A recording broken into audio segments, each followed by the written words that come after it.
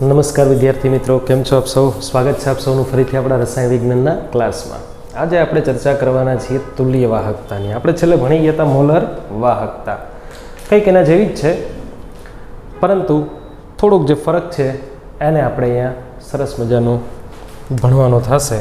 જે ફરક છે એ કંઈક આવો છે, જેવો ફરક મોલારિટી અને નોર્માલિટી વચ્ચે છે એવો જ ફરક વાહકતા, મોલર વાહકતા અને તુલ્ય વાહકતા વચ્ચે છે. તો મોલારિટી અને નોર્માલિટીનું સમીકરણ આપણે જ્યારે તારવતા કે ભાઈ મોલારિટીના છેદમાં નોર્માલિટી બરાબર તુલ્ય ભારના છેદમાં આપણે શું કરતા હતા? અણુ ભાર. અથવા ઊંધું લખતા હતા આપણે કે નોર્માલિટીના છેદમાં મોલારિટી બરાબર અણુ ભારના છેદમાં આપણે શું કરતા હતા? તુલ્ય ભાર. હવે અણુભારના છેદમાં તુલ્ય ભારનો ફરક કેટલો હોય? તો કે જો આ વાત તમે સલ્ફ્યુરિક એસિડ માટે લખો, ફોર H2SO4 એનો અણુભાર કેટલો છે? તો કે એનો અણુભાર 98 અને તુલ્ય ભાર કેટલો? અડધો. એટલે અહીંયા જવાબ કેટલો આવે? અણુભારના છેદમાં તુલ્ય ભારનો જવાબ કેટલો આવે? 2 આવે છે. કોઈ સપોઝ કે તમે જેની સંયોજકતા 3 છે એવું કોઈ એસિડ લીધું હોય, જેમ કે સલ્ફ્યુરિક એસિડ લીધું હોય, ફોસ્ફોરિક એસિડ લીધું હોય, તો અણુભારના છેદમાં તુલ્ય ભારનો જવાબ કેટલો આવે? 3 આવે. અને વેલેન્સ ફેક્ટર કહેવાય, વેલેન્સી ફેક્ટર, VF આપણે ટૂંકમાં એને કહીશું. સંયોજકતા, વેલેન્સી ફેક્ટર એટલે કે સંયોજકતા ફેક્ટર છે એવું આપણે એને કહીશું ટૂંકમાં. આનો જવાબ જે છે ને આપણે વેલેન્સી ફેક્ટર કહીએ. એટલે નોર્માલિટીના છેદમાં મોલારિટી બરાબર શું થાય? વેલેન્સી ફેક્ટર થાય. 1, 2, 3 એવો જવાબ આવે. કોઈ HCl હોય તો એનો જવાબ 1 આવે, સલ્ફ્યુરિક એસિડ છે તો 2 આવે, ફોસ્ફોરિક એસિડ છે તો 3 આવે, લાઈક ધેટ. જેમ કે NaCl હોય તો એનો જવાબ 1 આવે, જેમ કે MgCl2 છે તો એનો જવાબ કેટલો આવશે? 2 આવશે. જેમ કે AlCl3 છે, સંયોજકતા 3 છે તો એનો વેલેન્સી ફેક્ટર 3 કહેવાય. તો આ રીતે કંઈક કેલ્ક્યુલેશન આપણે કરી શકીએ કે નોર્માલિટી બરાબર મોલારિટી ગુણ્યા વેલેન્સી ફેક્ટર. આ જે કેલ્ક્યુલેશન છે એ મોલર વાહકતામાં કઈ રીતે આપણને ઉપયોગી થાય, એનાથી આપણે મોલર વાહકતા કઈ રીતે ગણી શકીએ અને તુલ્ય વાહકતા કઈ રીતે ગણી શકીએ. તો તમારે કંઈ જ નથી કરવાનું. આપણું જે મોલર વાહકતાનું સમીકરણ હતું કે મોલર વાહકતા બરાબર K ના છેદમાં મોલારિટી ગુણ્યા શું કરતા હતા આપણે? 1000 સિમોન્સ સેન્ટીમીટર સ્ક્વેર પર મોલ. હવે જ્યારે અહીંયા તુલ્ય વાહકતા, તુલ્ય ભાર અને તુલ્ય, તમને કદાચ યાદ હશે, તુલ્ય ભાર જે છે એને તમે ઇક્વિવેલેન્ટ વેઇટ, ઇંગ્લિશમાં શું કહેવાય? Equivalent weight. એટલે તુલ્ય વાહકતાને લેમ્બડા EQ કરીને દર્શાવાય. અહીંયા મોલારિટીની જગ્યાએ માત્ર નોર્માલિટી છે, બીજો કોઈ જ ફરક નથી. બસ આટલો જ ફરક છે. આ તમારી મોલર વાહકતા થઈ ગઈ છે અને આ તમારી તુલ્ય વાહકતા થઈ ગઈ છે. એકમની વાત કરીએ તો સિમોન્સ સેન્ટીમીટર સ્ક્વેર પર મોલ. અહીંયા સિમોન્સ સેન્ટીમીટર સ્ક્વેર પ્રતિ તુલ્યાંક અથવા ઇક્વિવેલેન્ટ, મોલ ઇન્વર્સ થાય, સોરી, એકમમાં બસ આટલો ફરક છે. અહીંયા મોલ આવે, અહીંયા ઇક્વિવેલેન્ટ આવે, ગ્રામ ઇક્વિવેલેન્ટ જેને કહેવાય, તુલ્ય ભાર જેને કહેવાય છે. તો આ બેનો મુખ્ય ફરક છે, કંઈક આવો છે. હવે એ બેનું એકબીજામાં જ્યારે કન્વર્ઝન, એકબીજામાં ફેરવવાનું પૂછાય તો કઈ રીતે પૂછાય? સમજો વાતને. તો કે મોલર વાહકતા અને તુલ્ય વાહકતાનો જે ફરક આપણે એકબીજામાં રિલેશન છે, મોલર વાહકતા લેમ્બડા એમ કરીને દર્શાવીએ, K ના છેદમાં મોલારિટી ગુણ્યા આપણે શું કરીએ? તો કે 1000. હવે આ જે સમીકરણ છે એમાં તમે કોઈ એક સંખ્યા વેલેન્સી ફેક્ટર વડે ગુણી પણ શકો અને વેલેન્સી ફેક્ટર વડે ભાગી પણ શકો. સરખી સંખ્યા વડે ગુણો કે ભાગો તો પદાર્થની જે આંકડો છે ને કોઈ ફરક પડવાનો નથી. હવે મોલર વાહકતા, મોલારિટી અને વેલેન્સી ફેક્ટર છે એનો ગુણાકાર છે ને આપણે નોર્માલિટી કહીએ. એટલે છેદમાં શું આવી જાય? નોર્માલિટી આવી જાય. ગુણ્યા શું છે? 1000 છે અને ઉપર એક શું વધ્યું છે? વેલેન્સી ફેક્ટર વધ્યું છે. તો આ જે તમારી થઈ છે મોલર વાહકતા થઈ છે. હવે આ જે ભાગ છે એને તો તમે તુલ્ય વાહકતા કહો છો. એટલે તુલ્ય વાહકતાને વેલેન્સી ફેક્ટર વડે તમે ગુણો એટલે મોલર વાહકતા થઈ જાય ટૂંકમાં. તુલ્ય વાહકતાને વેલેન્સી ફેક્ટર વડે ગુણો એટલે એ મોલર વાહકતા. વેલેન્સી ફેક્ટર એટલે કંઈ જ નહીં, સંયોજકતા. સલ્ફ્યુરિક એસિડ હોય તો 2 લેવાના, હાઇડ્રોક્લોરિક હોય તો 1 લેવાનું, નાઇટ્રિક હોય તો 1 લેવાનું છે, ફોસ્ફોરિક હોય તો આપણે 3 લેવાના છે, એટલે વેલેન્સી ફેક્ટર, બીજું કંઈ જ નથી. તો તમે બેયને એકબીજામાં ફેરવી શકો, તુલ્ય વાહકતા અને મોલર વાહકતામાં. ટૂંકમાં અહીંયા મોલારિટી કરો તો મોલર વાહકતા કહેવાય, નોર્માલિટી કરો તો તુલ્ય વાહકતા કહેવાય છે. દાખલાઓ કંઈ આપ્યા હોય તો આપણે થોડા ગણીએ એટલે વધારે ખ્યાલ આવે. જેમ કે એક વાહકતા કોષ છે, એની અંદર 0.05 મોલર K2SO4નું દ્રાવણ આપી દીધું. જો તેનો અવરોધ છે 300 ઓહમ હોય અને વાહકતા જે છે 0.0025 સિમોન્સ સેન્ટીમીટર ઇન્વર્સ હોય તો વાહકતા અને તુલ્ય વાહકતા છે બંને આપણને ગણવાની કીધી છે. ક્વેશ્ચન જે છે એ લખીએ આપણે અહીંયા.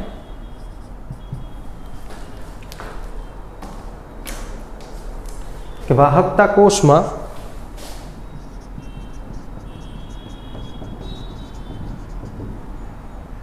.05 મોલર K2SO4 નું આપણને શું આપી દીધું? દ્રાવણ એક ભરેલું છે. એક વાહકતા કોઈ કોષ છે, આપણે ભણી ગયા છે વાહકતા કોષ એક એવું પાત્ર હોય જેમાં દ્રાવણ ભરવાનું હોય છે અને એમાં અવરોધ 300 ઓહમ છે.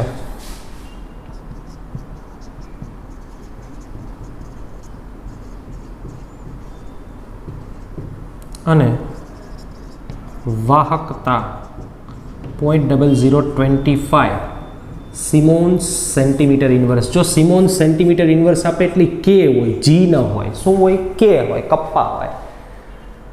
0.0025 પૂછે, ઓકે. 0.05 પૂછે, ઓકે છે, બરોબર છે. તો વાહકતા જી અને તુલ્ય વાહકતા અને મોલર વાહકતા ત્રણેય ગણવાના કીધા છે. તો વાહકતા ગણો, મોલર વાહકતા ગણો અને તુલ્ય વાહકતા પણ ગણો. તો પહેલું કામ આપણે વાહકતા ગણી લઈએ. વાહકતા બરાબર શું થાય? તો કે 1/છેદમાં અવરોધ, અવરોધના વસ્તને વાહકતા કહેવાય. 300 આપી દીધા. 0.0033 ઓહમ છે તો આનું ઓહમ ઇન્વર્સ, અથવા બીજું આપણી પાસે ઓપ્શન શું છે? સિમેન્સ. બીજું આપણે શું ગણી લઈએ? તો કે મોલર વાહકતા ગણી લઈએ અથવા તુલ્ય વાહકતા ગણી લઈએ. કોઈ પણ તમે ગણી શકો. તુલ્ય વાહકતા ગણવી હોય તો તમારે K/છેદમાં નોર્માલિટી ગુણ્યા શું કરવાનું છે? 1000. હવે K છે એ વિશિષ્ટ વાહકતા જે આપી દીધી છે 0.0025. નોર્માલિટી કેટલી હોય? નોર્માલિટી બરાબર શું થાય? મોલારિટી ગુણ્યા વેલેન્સી ફેક્ટર. મોલારિટી આપી છે અહીંયા રકમમાં, કેટલી આપી છે? તો કે 0.05. વેલેન્સી ફેક્ટર કોનું દ્રાવણ છે? K2SO4. અહીંયા +2 ધનાયન છે અને -2 ઋણાયન છે. 2 પોટેશિયમ +2 ને 1 સલ્ફેટ -2, એટલે ટોટલ વેલેન્સી કેટલી છે? 2 છે. એટલે વેલેન્સી ફેક્ટર 2 લખાય અને ગુણ્યા શું કરવાના છે? તો કે 1000.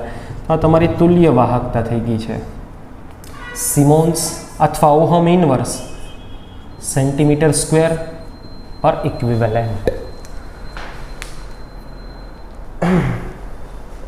જવાબ આપણે 0.0025 ગુણ્યા 1000 ભાગ્યા 2 અને ભાગ્યા શું કરવાના છે? 0.05, એટલે 25 જવાબ આવશે. હવે મોલર વાહકતા બરાબર સીધી પણ ગણી શકાય. અહીંયા તુલ્ય ભારના બદલે તમે અહીંયા સીધી આ 2 કાઢી નાખો એટલે સીધી મોલર વાહકતા. પણ અહીંયા આપણી પાસે બીજો રસ્તો પણ છે, ઇક્વિવેલેન્ટ, એટલે કે તુલ્ય વાહકતા ગુણ્યા શું કરવાનું? Valency factor. 25 ગુણ્યા 2 બરાબર જવાબ કેટલો આવશે? 50. આ સિમોન્સ સેન્ટીમીટર સ્ક્વેર હવે મોલ ઇન્વર્સ થશે. અહીંયા શું થશે? Mall inverse. આ તમારી થઈ ગઈ મોલર વાહકતા અને આ તમારી થઈ ગઈ તુલ્ય વાહકતા. બીજું એક એક્ઝામ્પલ જોઈએ આપણે કે 23 ડિગ્રી સેલ્સિયસ તાપમાને 0.1 નોર્મલ KClના દ્રાવણની વીજ વાહકતા એ 0.012 સિમોન્સ. તો જે વસ્તુ આપેલી છે ક્વેશ્ચન જ લખી આખો. ક્વેશ્ચન શું છે? 23 ડિગ્રી સેલ્સિયસ તાપમાને 0.1 નોર્મલ KCl. KCl એટલે વેલેન્સી ફેક્ટર 1 થઈ જાય. ના દ્રાવણની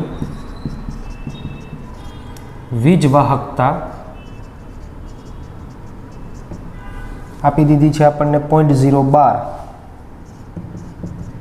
સિમોન્સ સેન્ટીમીટર ઇન્વર્સ એટલે કે કહેવાય. જો ખાલી સિમોન્સ આપ્યો હોય ને તો જી હોય અને બાજુમાં સેન્ટીમીટર ઇન્વર્સ આપ્યો છે એનો મતલબ કે કોની વેલ્યુ છે, કેની વેલ્યુ છે.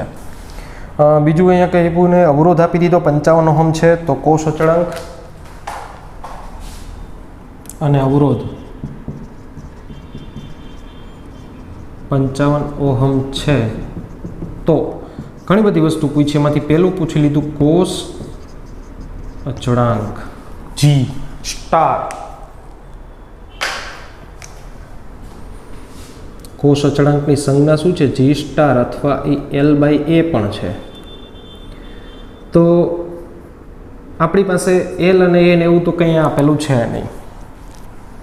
બીજો એક રસ્તો છે કે અને આર પરથી કેલ્ક્યુલેશન કઈ રીતે કરી શકીએ. તો કે કે બરાબર જી ઇન્ટુ જી સ્ટાર એ કોના બરાબર થાય? કે બરાબર થાય. તો જી સ્ટાર બરાબર કેના છેદમાં શું થાય? જી થાય. જી અને આર બે એકબીજાના વ્યસ્ત છે એટલે આર કે ડાયરેક્ટ તમે લખી શકો. અહીંયા મેં એકના છેદમાં જીની જગ્યાએ મેં શું લખ્યું? ઉપર આર લખ્યો છે કારણ કે જી અને આર એકબીજાના કેવા છે? વ્યસ્ત છે.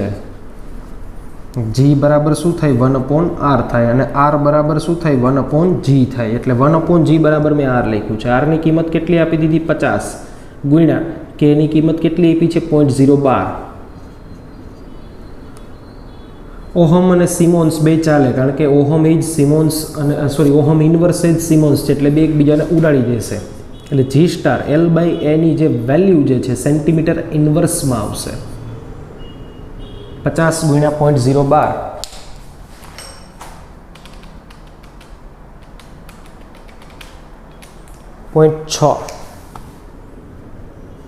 0.6 સેન્ટીમીટર ઇન્વર્સ. આ જી સ્ટાર એટલે કે કોષ અચળાંક થઈ ગયો તમારો.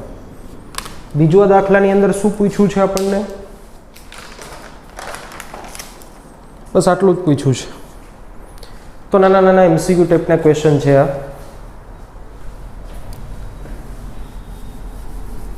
હવે આપણે આગળ ચર્ચા કરવાની છે નેક્સ્ટ દાખલાની, જેની રકમ અહીંયા આપણને કંઈક આ રીતે આપી છે.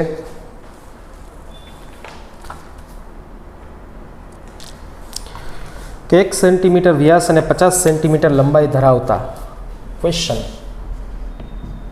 1 સેન્ટીમીટર વ્યાસ અને 50 સેન્ટીમીટર લંબાઈ એટલે કે લેન્થ ધરાવતા એક 0.05 મોલર NaOH ના દ્રાવણનો અવરોધ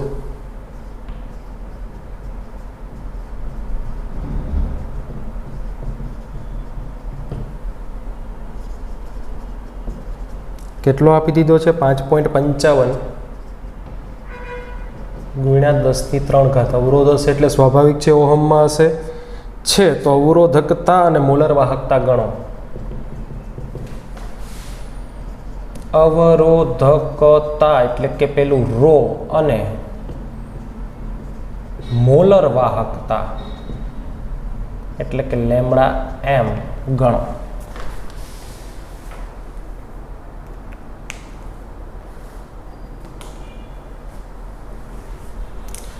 ચાલો ધ્યાન આપી દઈએ આપણે અહીંયા. 1 સેન્ટીમીટર અને 50 સેન્ટીમીટર. 1 સેન્ટીમીટર એક કોઈ વાહકતા કોષ છે આ, જેની એનો વ્યાસ એટલે કે આ જે એરિયા છે એ કેટલો છે? 1 સેન્ટીમીટર છે. એટલે એની ત્રિજ્યા જો r ગણવામાં આવે તો એ 0.5 સેન્ટીમીટરની થશે કારણ કે ડાયામીટર વ્યાસ છે એ 1 સેન્ટીમીટર આપી દીધો. આખો છે એ વ્યાસ છે ને એનું અડધું છે એ શું થાય? ત્રિજ્યા થાય. અને લંબાઈ કેટલી આપી છે અહીંયા? 50 સેન્ટીમીટર લંબાઈ આપી દીધી છે એ વાહકની. તો આ વાહકની અંદર શું ભરેલું છે? તો કે 0.05 મોલર NaOH જેનો અવરોધ આપી દીધો 5.55 ગુણ્યા 10⁻³ ઓહમ. આટલી વસ્તુઓ આપેલી છે આપણને. શું પૂછ્યું? અવરોધકતા રો. તો રો બરાબર શું છે? આપણે ભણી ગયા R બરાબર રો ઇન્ટુ L/A છે. તો રો બરાબર શું થાય? R ઇન્ટુ એના છેદમાં L થાય સિમ્પલી.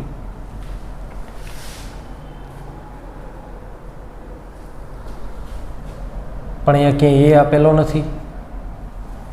એ શું છે? આડછેદનું ક્ષેત્રફળ આપણને આપેલું છે નહીં, તો આપણે પહેલાં એ ગણવો પડે. અહીંયા આપણે ગણીશું આડછેદનું ક્ષેત્રફળ એ બરાબર શું થાય? કોઈ પણ સપાટીનું વર્તુળાકાર સપાટીનું ક્ષેત્રફળ કેટલું હોય? તો કે πr².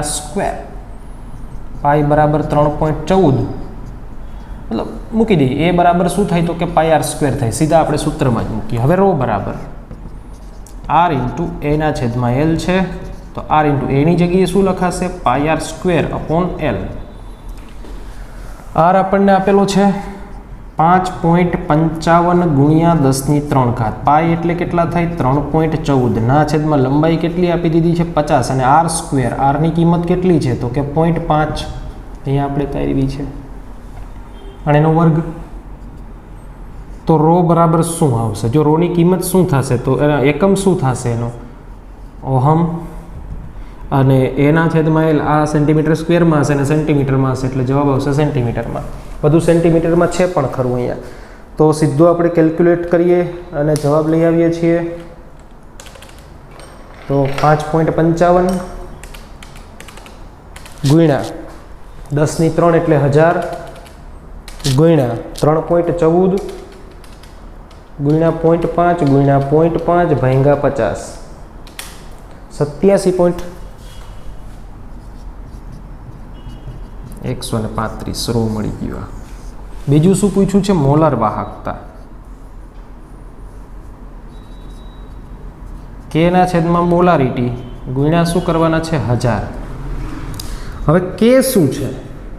તો કે કે અને રો એકબીજાના વ્યસ્ત છે, કારણ કે આ વિશિષ્ટ વાહકતા જેમ G અને R એકબીજાના વ્યસ્ત હોય એવી જ રીતે કે અને રો પણ એકબીજાના વ્યસ્ત હોય. તો કેની જગ્યાએ તમે 1/ρ પણ લખી શકો. એટલે ઉપર ટૂંકમાં અહીંયા 1000 કરવાના છે, નીચે કેની જગ્યાએ શું લખાઈ જાય? 1/ρ અને ગુણ્યા શું થઈ જાય? મોલારિટી. એટલે 1000ના છેદમાં 87.135 ગુણ્યા મોલારિટી કેટલી છે? તો કે 0.05. ચાલો જવાબ શું આવશે મોલર વાહકતાનો? તો કે 1000 ભાગ્યા 87.135 ભાગ્યા 0.05. હા બરોબર છે, 0.05. 229.5 સિમોન્સ સેન્ટીમીટર² પ્રતિ મોલ. આ શું થઈ ગઈ? મોલર વાહકતા.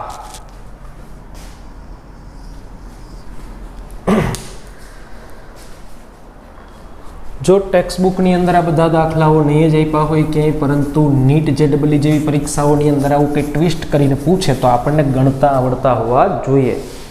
0.1 નોર્મલ MgCl2ના દ્રાવણની તુલ્ય વાહકતા 100 સિમોન્સ સેન્ટીમીટર² પર ઇક્વિવેલન્ટ છે.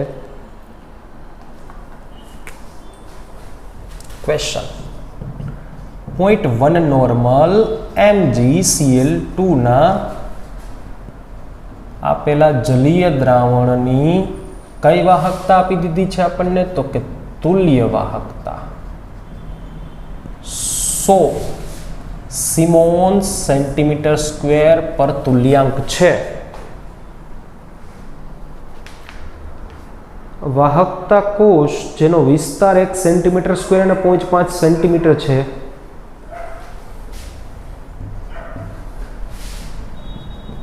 તો એક વાહકતા કોષ જેનો વિસ્તાર આપણને આપી દીધો, વિસ્તારમાં શું આપ્યું છે? તો કે 1 સેન્ટીમીટર² અને 0.5 સેન્ટીમીટર. મતલબ આ એનો A છે ને આ એનો L છે. તો તેમાં દ્રાવણ ભરવામાં આવે તો કેટલો પ્રવાહ છે એ પસાર થશે, અને પોટેન્શિયલ 5 વોલ્ટ છે. તો તે દ્રાવણમાંથી કેટલો પ્રવાહ પસાર થશે? તેમાં પોટેન્શિયલ ડિફરન્સ જે છે એ 5 વોલ્ટ આપેલ છે. સાંદ્રતા આપી છે, MgCl2 નું દ્રાવણ આપી દીધું છે, એની તુલ્ય વાહકતા આપી દીધી છે, એ આપી દીધું, એલ આપી દીધું અને 5 વોલ્ટ એનો પોટેન્શિયલ વોલ્ટેજ આપી દીધા છે. તો અહીંયા એક સરસ મજાનું સમીકરણ છે. વોલ્ટેજ બરાબર શું થાય તો કે I ઇન્ટુ આર થાય. વોલ્ટેજ બરાબર શું થાય? I ઇન્ટુ આર થાય છે. આ મગજમાં રાખી દો. એટલે હવે તમારે અહીંયા શું ગણવાનું છે? આર ગણવાનું છે. પૂછ્યું છે શું તમને? I પૂછ્યું છે. આપેલું શું છે? V આપેલું છે. વોલ્ટેજ બરાબર I ઇન્ટુ એટલે પ્રવાહ. આ શું છે? Voltage potential.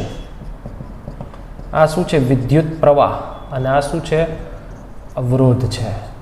તો પોટેન્શિયલ આપી દીધો, અવરોધ ગણી લ્યો એટલે પ્રવાહ મળી જાય. વાર્તા થઈ પૂરી. નવું સમીકરણ છે, ટેક્સ્ટબુકમાં ક્યાંય નથી, આપણા ફિઝિક્સમાં આવે છે, પણ મગજમાં હોય, ધ્યાનમાં રાખવું જરૂરી છે, કારણ કે પૂછી શકાય, નીટની અંદર પ્રશ્નો પૂછી શકાય ટાઈપના. ચલો, તો એનું સોલ્યુશન આપણે કઈ રીતે કરશું? આપણે આર ગણવાનો છે. તો આપણી પાસે જે કોઈ પણ સમીકરણો છે એને આપણે લઈ આવીએ. તુલ્ય વાહકતા જે છે એનું સમીકરણ પહેલાં આપણે મૂકીએ એટલે થોડોક ખ્યાલ આવશે કે તુલ્ય વાહકતા બરાબર કેના છેદમાં નોર્માલિટી ગુણ્યા શું થાય? 1000 થાય. પણ આમાં કંઈ કે આપેલો છે નહીં. નોર્માલિટી આપી છે, તુલ્ય વાહકતા આપી છે, તો તમે કે ગણી શકશો. અને ડાયરેક્ટ તમારે કે નો ગણવું હોય ને સીધો 1/ρ ગણવું હોય તો પણ ગણી શકાય. આપણે કે ને સૂત્રનો કરતા બનાવીએ કે કે બરાબર 1/ρ. આ તો થાય જ છે, પણ એ સિવાય શું થાય તો કે મોલર વાહકતા ગુણ્યા નોર્માલિટી અને સામે જઈએ તો ભાગ્યા શું કરવાના થાય? 1000.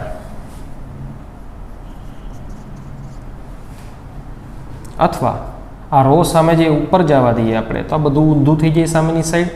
તો 1000ના છેદમાં શું થાય? ઇક્વિવેલન્ટ અને નોર્માલિટી. તો 1000ના છેદમાં તુલ્ય વાહકતા શું આપી અને નોર્માલિટી કેટલી આપી છે? 0.1 રો બરાબર કેટલો જવાબ આવે એમ છે એનો? તો કે 1000 ભાગ્યા 100 ભાગ્યા 0.1 એટલે જવાબ થઈ ગયો તમારો 100 ઓહમ સેન્ટીમીટર. મગજમાં રાખવાની અમુક વસ્તુ કે ભાઈ ઓહમ છે એ શું છે? સિમેન્સ છે, પણ સિમેન્સ બરાબર ઓહમ ઇન્વર્સ થાય. બધું મગજમાં રાખવાનું. આ સિમોન્સ હતું, નીચે હતો તો નીચે ઓહમ ઇન્વર્સ થાય. સિમોન્સનું ઓહમ ઇન્વર્સ ઉપર જાય કેવું થઈ જાય? ઓહમ થઈ જાય. સિમ્પલ છે, કંઈ અઘરું નથી. હવે તો રો મળી ગયો તો આર પણ મળી જાય, કારણ કે આર બરાબર શું છે? Rho into L by H. Rho કેટલો મળ્યો આપણને?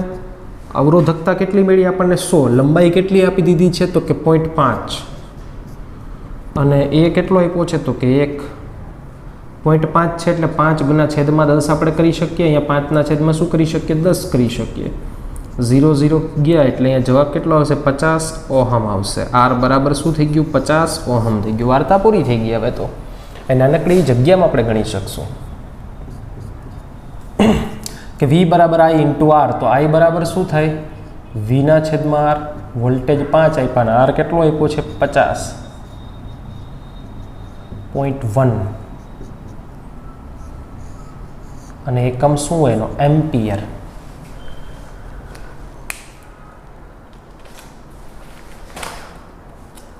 એક દાખલો હજુ છે કે 0.1 નોર્મલ NaOH ના દ્રાવણની વાહકતા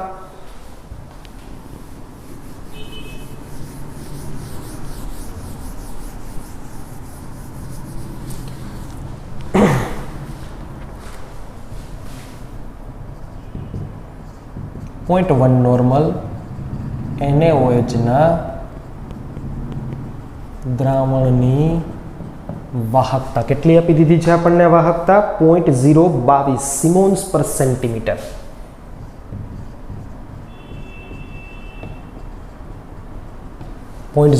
સિમોન્સ પર સેન્ટીમીટર છે, મતલબ કે જ્યારે તેમાં 0.1 નોર્મલ HCl નું દ્રાવણ નું સમાન કદ ઉમેરવામાં આવે તો વાહકતા ઘટીને 0.005 છે. અને જ્યારે તેમાં એટલી જ સાંદ્રતાનું 0.1 નોર્મલ HCl નું સમાન કદ ઉમેરવામાં આવે છે ત્યારે વાહકતા ઘટીને 0.005 સિમોન્સ પર સેન્ટીમીટર થાય છે તો તેની તુલ્ય વાહકતા ગણો.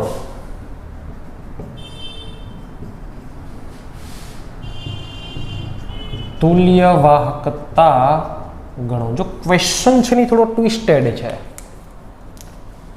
તુલ્ય વાહકતા ગણવાની કીધી છે. તુલ્ય વાહકતા બરાબર શું થાય તો કે નોર્માલિટી ગુણ્યા 1000 કે બાય એન ગુણ્યા 1000. સોરી, નોર્માલિટી છેદમાં હશે. અહીંયા નોર્માલિટી મૂકવાની, પણ કોની મૂકવાની છે તો કે જ્યારે NaOH અને HCl નું દ્રાવણ ભેગું મિશ્રણ કર્યું હોય ત્યારે શું બને છે એની નોર્માલિટી મૂકવાની છે. કારણ કે તુલ્ય વાહકતા કે છે સોરી વાહકતા કે છે ક્યારનું આપેલું છે, આ બે ભેગા થઈને મિશ્રણ જે દ્રાવણનું બને છે એની તમારે નોર્માલિટી મૂકવાની છે. તો મિશ્રણમાં શું બને છે તો આપ સૌને ખ્યાલ છે કે NaOH અને HCl બે ભેગા થાય એટલે પાણી અને NaCl. પાણીને તો આપણે ધ્યાનમાં નથી લેતા, પણ HCl ને ધ્યાનમાં લેવું પડશે.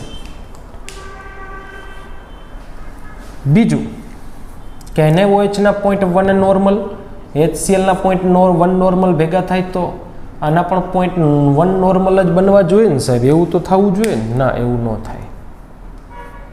રીઝન શું છે સમજાવીએ આપણે. અહીં સિમ્પલ મુદ્દો સમજીએ કે ભાઈ દાખલા તરીકે આનો 1 મોલ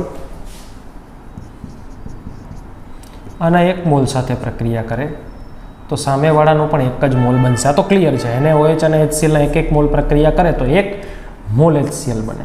પણ આનો 1 મોલ છે ક્યાં હતો તો કે એનું કદ છે કેટલું હતું? 1 લીટર હતું. 1 મોલ 1 લીટરમાં હતો. આનો પણ 1 મોલ 1 લીટરમાં હતો. પણ આનો 1 મોલ કેટલા લીટરમાં થાય? 2 લીટરમાં. કારણ કે બે દ્રાવણ 1 લીટરના મેં મિક્સ કર્યા છે. કદ ડબલ થઈ જશે. કદ ડબલ થઈ જાય તો સાંદ્રતા અડધી થાય જ, સ્વાભાવિક વાત છે. એટલે અહીંયા જે ટ્વિસ્ટ કરેલી વસ્તુ છે આ છે કે NaCl નું જે પાણીમાં જલીય દ્રાવણ બને છે એની નોર્માલિટી જે છે એ 0.1/2 એટલે કે 0.05 નોર્મલ છે. આ ખાસ મગજમાં રાખજો. બસ આ આવડી જાય તો વાર્તા પૂરી થઈ જાય. એટલું જ અહીંયા ટ્વિસ્ટ છે, બાકી તો કંઈ છે જ નહીં એમાં. હવે પૂછીશું આપણને તુલ્ય વાહકતા બરાબર શું થાય તો કે કે ના છેદમાં નોર્માલિટી ગુણ્યા શું છે? 1000 છે. હવે કે આપી દીધો છે, ઘટીને કેટલો થયો? 0.005. એની સાંદ્રતા 0.05 ગુણ્યા 1000. બસ મીંડાઓનો જ ખેલ છે. અહીંયા -3, અહીંયા -2, અહીંયા +3.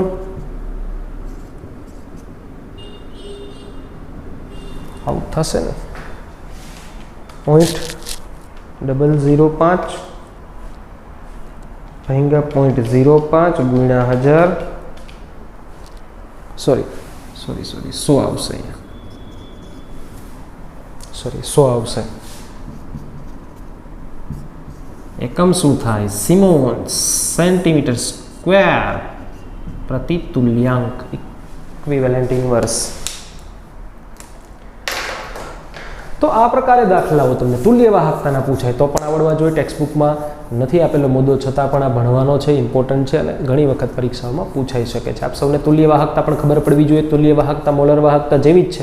મોલર વાહકતા જ્યાં મોલારિટી લખે છે, તુલ્ય વાહકતામાં ત્યાં નોર્માલિટી લખવાની થાય. બે વચ્ચેનો ફરક શું છે પણ આપણે સમીકરણો જે સૂત્રો છે એ જોયા છે. આવા કોઈ દાખલા ફેરવીને પૂછે તો પણ તમને ગણતા આવડતા હોવા જોઈએ. અહીંયા સુધી આજે આપણે રાખીશું. Thank you.